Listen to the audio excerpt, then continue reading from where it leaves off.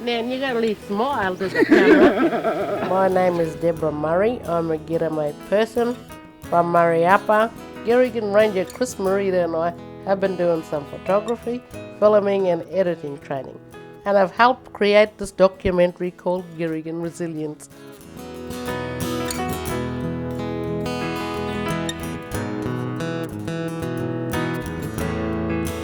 Like everybody that grows up in tropical North Queensland, we are a very resilient group of people.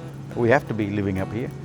It's a part of our everyday life, tropical storms and cyclones and that. My name's Phil Rist. I'm the Executive Officer of the Girringun Aboriginal Corporation. I'm also a Ngawagi traditional owner from around the Ingham area. The organisation represents 9 traditional owner groups, and we represent an area from North Mission Beach, Bingle Bay area, up towards Ravenshoe, west to Greenvale area, and down towards Rolling Stone Creek in the south, including Hinchinbrook Island and the family group of islands, Dunk Island and so forth. In a lot of ways, Cyclone Yasi really galvanised us as a community. It really brought us together as an organisation, as a people in this area, because it doesn't discriminate whether you're black, white or brindleless. And Girringun was such a central player in responding to that disaster. The broader community looked to this organisation for leadership in a time of disaster. And I'm very proud to say that Girringun really stepped up to the plate and delivered that leadership for the broader community. At the same time delivering that leadership for our own mob, and it was a blessing in disguise in a lot of ways because it made us aware of certain things that we have to do in the future, and we can only benefit from that knowledge and move on, I think.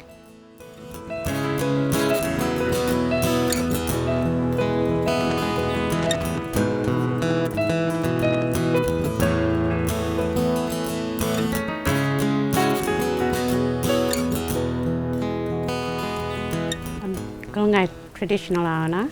My name is Girringun. I'm talking on the behalf of Marjorie, who is the Girringun board member, but as a reserve I'm speaking on her behalf. Through Yasi, I was sort of thinking it wasn't going to be that rough.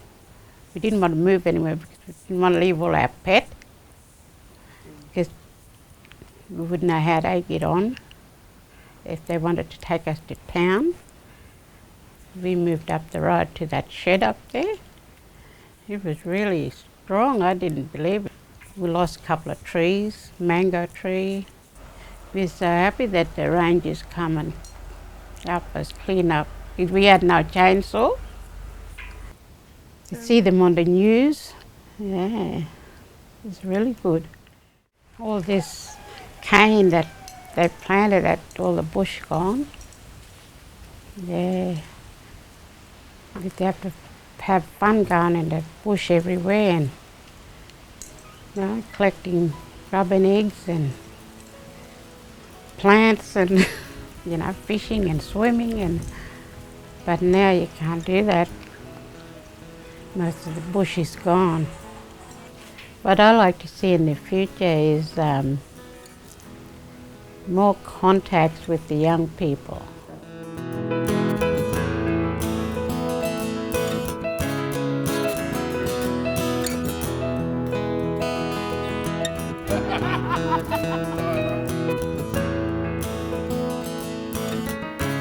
Yeah, I'm Russell Butler. I'm one of the elders of the Banjan group.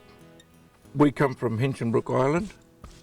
Great-grandmother's written about. She was the lady who could call the weather up. She was a very, very powerful woman. So Hinchinbrook is very, very important to us. The Tumra is something we want to prove to the government, because they were always at us about zones and take limits of fish takes, where you're going to fish and how many turtles you're going to take, how many dugong you're going to take. So in Hinchinbrook, we don't take any turtle or dugong, no one's allowed to. And we don't catch fish that big and then take a fillet off here and a fillet off there and throw it a frameway. We eat everything. The future for Girringun, I think it's working pretty well. with our sea country. We got our sea country back. We were the first group in Australia to do that. All the agencies that we used to hunt and say, we want you to come to these meetings, they now turn up without even asking and demand to be in the meeting. The rangers, hopefully they become compliance officers, and they will be able to walk up to people and say, you're fishing in a yellow zone or you're fishing in a pink zone and you shouldn't be here. Warning. And then the next time they see them, they book them. It's important for us elders to set the examples and give as much knowledge as we can to our youth, because the greatest computer is in here. If all of our electricity goes off and them kids relying on a computer in their room, they got nothing to fall back to. That's real important that we get to those kids. Give them all the information, all the stories, give them the feeling of they belong, that they belong in the country.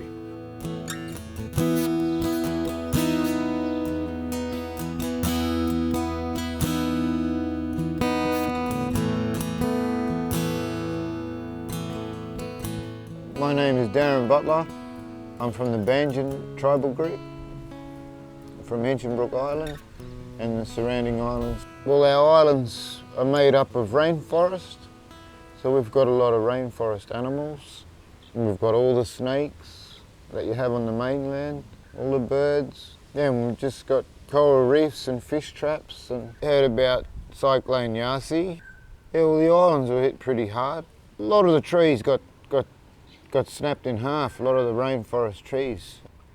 My personal wish from my mob is to have living areas for our old people. They can go back on country and eat the right foods and have some sort of economic development. When you live apart, the group doesn't operate very well. So one day I'd like to see the Banjan all living together and practicing culture together.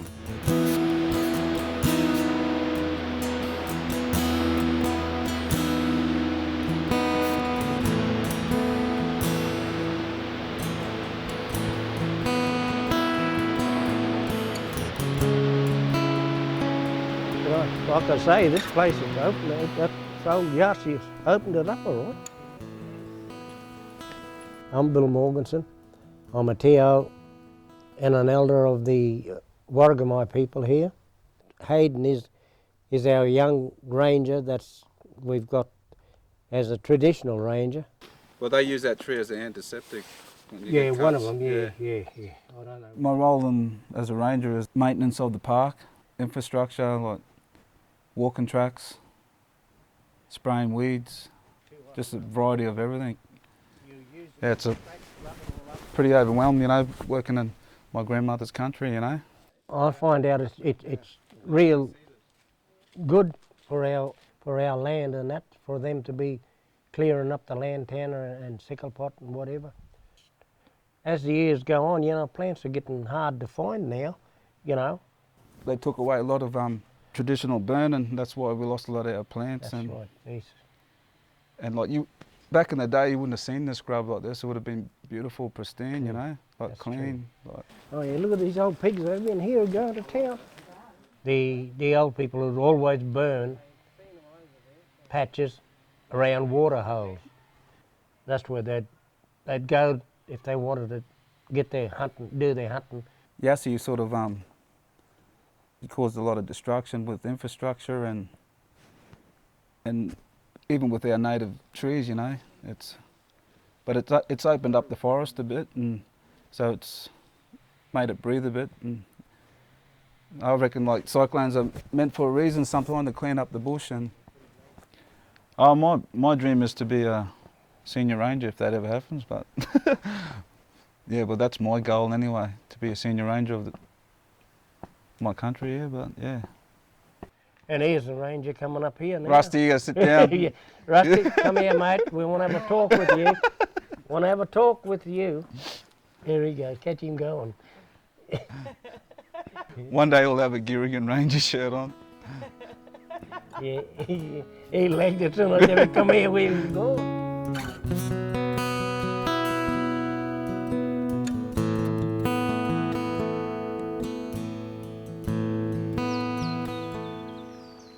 My name is Lillian Freeman. My tribal group is the Girringun tribe. I've lived here for 46 years. It's much the same as when I was a little girl, but it might have been a bit more greener. And Herberton had the battery for tin, which polluted the water. We don't get any more eels or turtles. I speak with my grannies, you know, every time they come or they want to know stories. So, you know, we sit down around the fire and tell our stories years ago, what I know from my grandfather. When Yasi come through, we didn't want to move into town because I said, well, we're not going to move anywhere because this is going to, you know, we'll be looked after. The Lord is going to look after us. So we watched and listened to the news every half hour or something. We could hear it coming up. It was supposed to go to Cairns, but it didn't go to Cairns. It comes straight up through the gap, like all cyclones they do. I don't know, but the house didn't rock or nothing. It just, the wind just went straight over the top of us, and a few branches might have fell down, but it never touched our house, so we was kept safe. Girringun has come a long way, and it's doing good for the 9 tribes that they're servicing now. And it's good that we've got Girringun like that because, you know, we can go there for help if we want it, or any tribe can go and ask for help or, you know, what we want done up on our country. If we can all live and get on well together and pull together, I think that's the main thing, you know. You know, we still got our, you know, still have culture, you know, like the white people have their culture, we got ours. But I think ours is a lot stronger because we teach our children to have respect and to know knowledge and respect your elders, and, you know, that's how we bring our children up.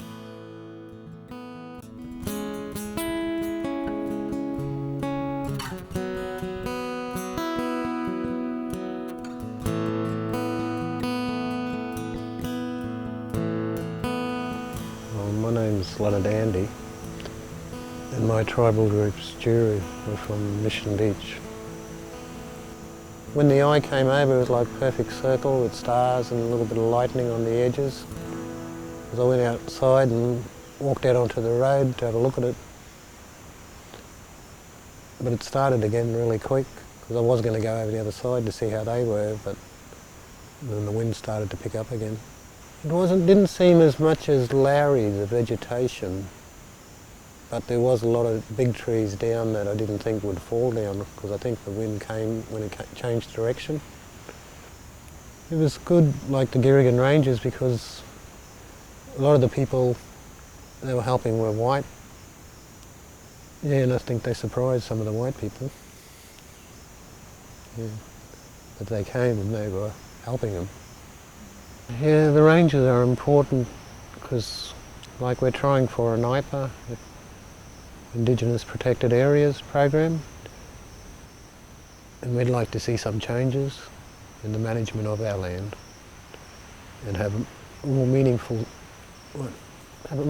say other than consultation.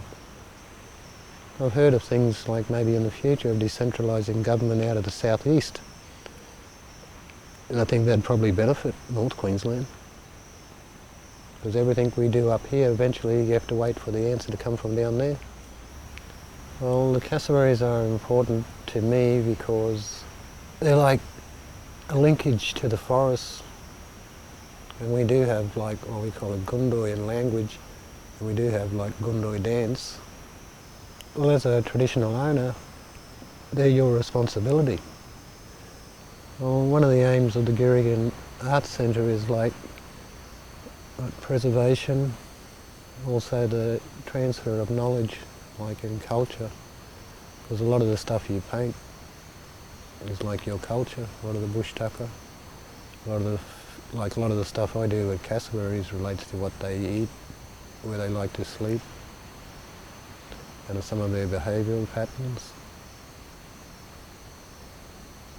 and some of the issues they're facing today in the modern world.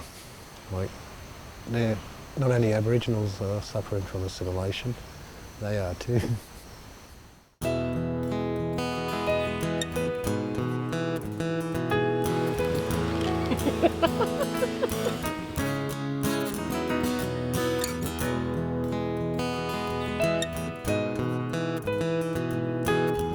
Charles Morganson. I'm, well, Ingham, I suppose you'd say I was wrong. Warringa tribe up west of Ingham. Philip and I was working with Philip on a track team in '92. We first became involved with the Girringun as the land council. We arranged to get elders and a few of the other people we took them to 5 Mile, and that's where they came up with the name Girringun. It's breaking everybody's heart, the Girringun Range. The road, the cyclone destroyed it. Larry first, but it only knocked the trees over. But Yasi was the worst. I can't understand why they're waiting for all these flash bridges when, since 1958, I've come across the Herbert River and Blinko and that wooden bridge they've got there, and I've come across them since 1958, and they're still there. We've got sites halfway up there, and they can't get at them. The main site at the homestead is like a cemetery where the station people bury our people. The massacre sites are the ones. I always thought Blinko Falls was beautiful, you know, when I first went there. But when I found out what happened there, I feel, I don't know the word for it, but it's still lovely, it's still beautiful. And the massacre sites, I've been trying, you know, slash the sites. Now there's a tree on one of them, I think, big tree. We've got to clear that. The Kent track, Philip and I when we first visited it, we stood on the falls there. That's where David Attenborough, that's where he stood and declared it National Lumholt National Park. So we stood there and said, this is Girringun National Park, and it felt good.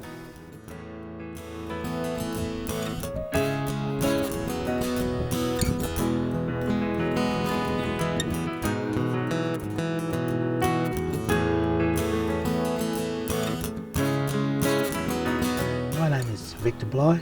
My language name is Gubul, which means carpet snake. I'm from the a group that live down around Forest Beach.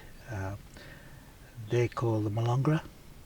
Well, for me, I'd like Girringun to go down the path of financial viability, you know, establishing something that they don't need to keep going back to government looking for, you know, money.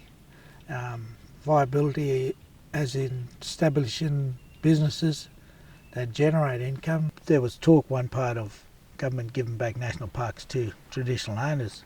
So I believe, like I said, there's the role there for our rangers to step in and take that role of managing it.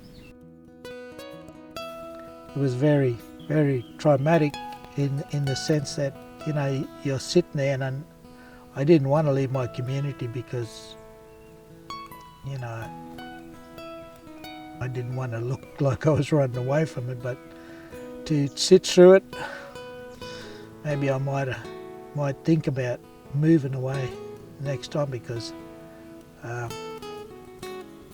where I work, like I said, to go back there and look at the site after the cyclone went through was sickening for me. I didn't want to go up to Cardwell to have a look at Cardwell because, you know, I didn't really want to see it.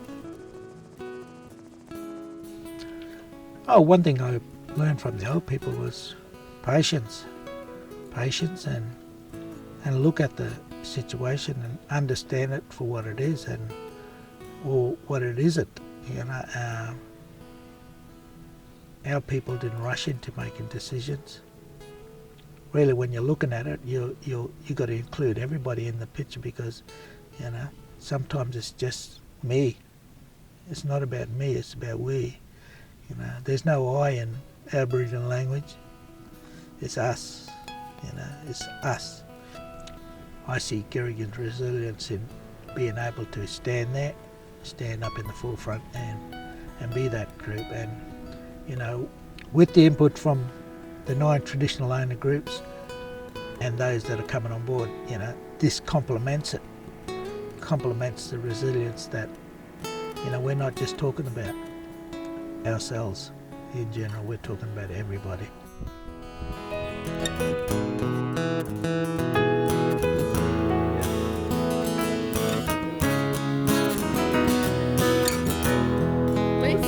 Looking at you, No, you can. Wherever.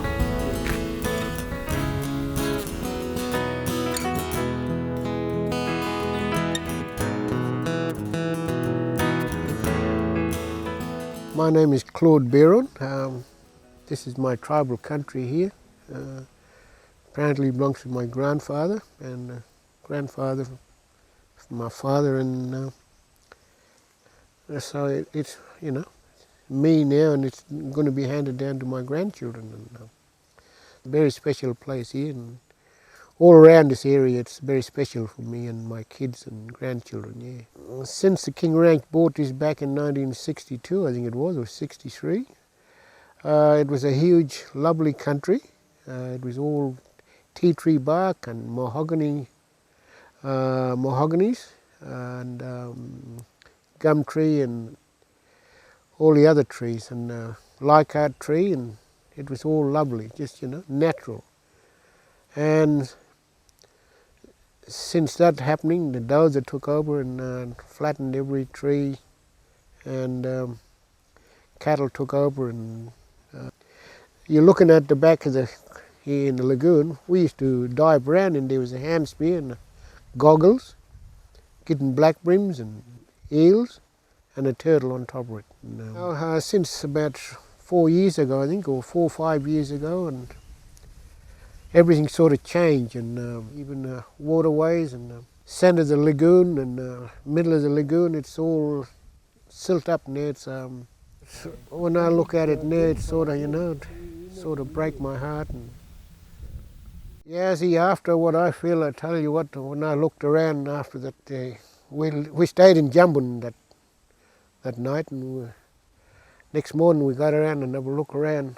The place was torn apart, and wherever ranger came from, you know, from right around North Queensland, Western country, and from the north, well, it was the best. It was the best that I ever seen ever after Yasi. Was our mob mixing in, you know, that was the biggest help.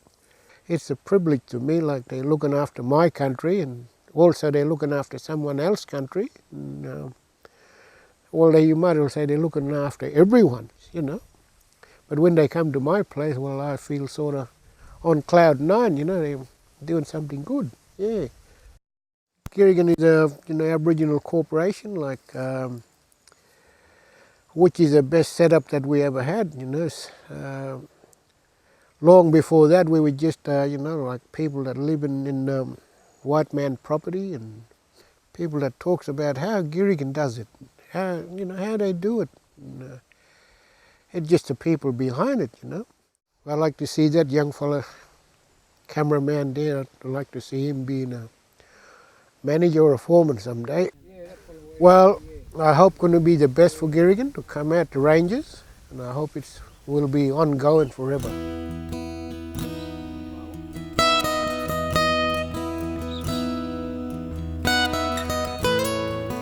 My name's Patricia Sims, aka Houlihan, and I'm from the Googabardin tribe.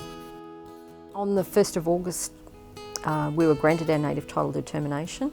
It was just the most magnificent feeling to know that we're finally recognised as the traditional owners of our land, and it was a very spiritual day. You could feel the elders' spirits coming in to be with us. I think Girringun is a really resilient organisation. Over the years, they've adapted quickly and well to the changes of modern society.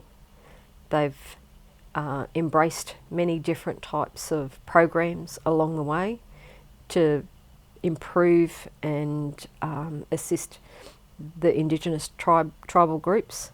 The Rangers played an extremely important part to the recovery process after Cyclone Yasi, even though their families would have been affected by the cyclone. And I'm extremely proud to say that they were the Girringun Rangers, and they are the face of the organisation out in the general public.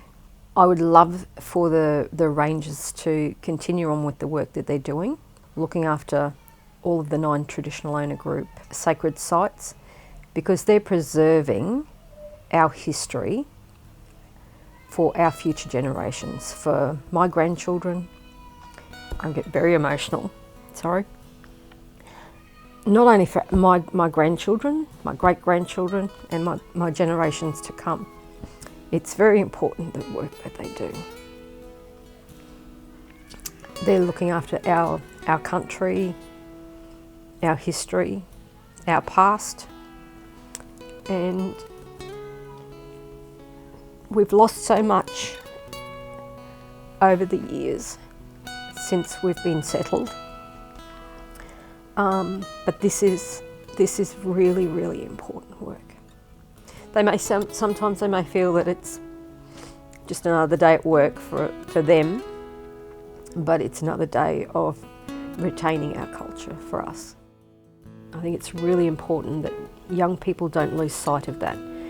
They need to learn to live in both cultures. They should stand proud and be very, very proud that they are the world's first Indigenous culture, and retain our history, because they're the ones that are going to go forward and be the next generation of Indigenous leaders.